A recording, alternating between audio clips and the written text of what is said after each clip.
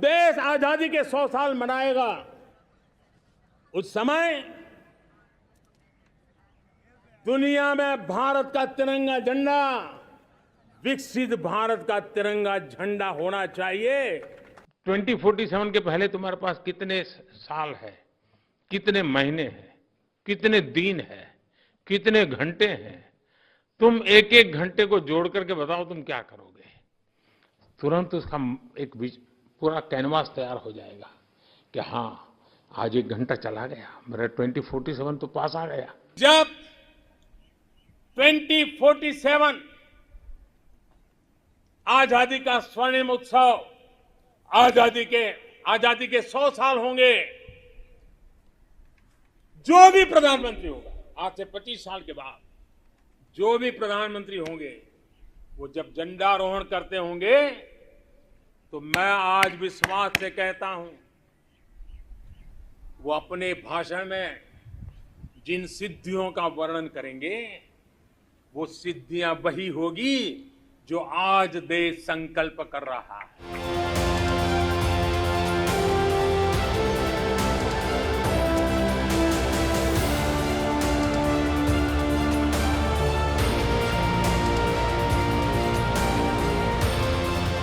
Basic काम हुए हैं उनको देखना होगा।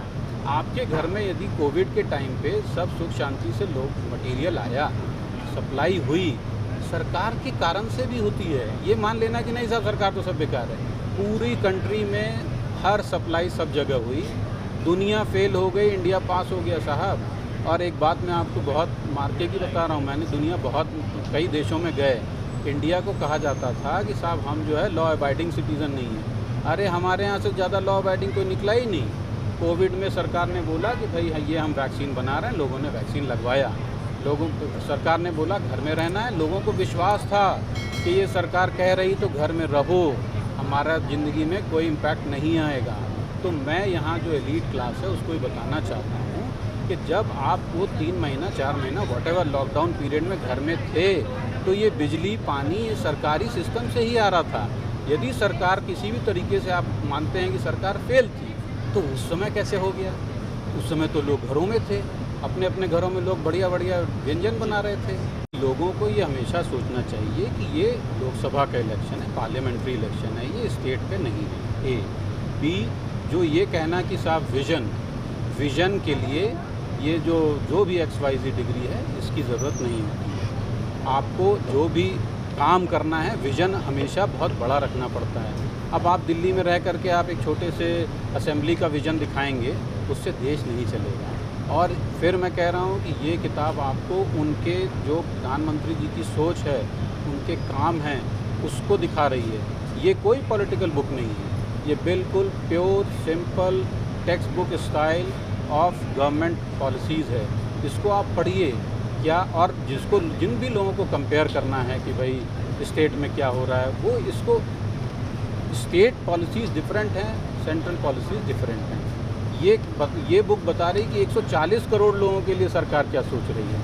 2 करोड़ के लिए उसी 140 करोड़ वाले ही व्यक्ति सोच पाएंगे। 11 से 5 पे आई, ये तो धरातल पे दिख रहा है ना, इसको तो आप झुटला नहीं सकते कि आज जो 5 बड़े देश हैं उनमें भारत का नाम है जो 11 पे था।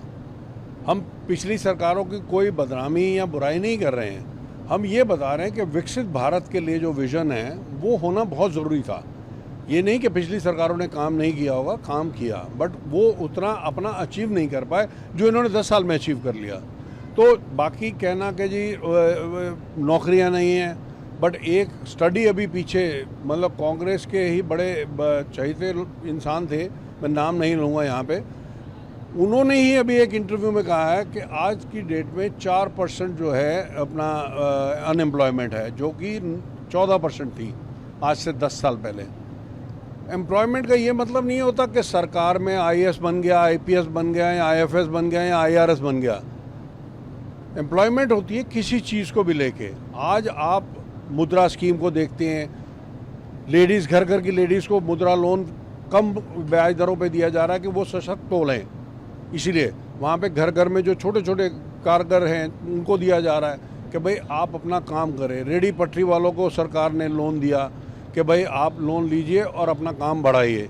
तो ये सब जो स्कीम्स हैं, जो वेलफेयर स्कीम्स हैं, ये कारगर हो रही हैं, इसी से एम्प्लॉयमेंट जनरेट होती है।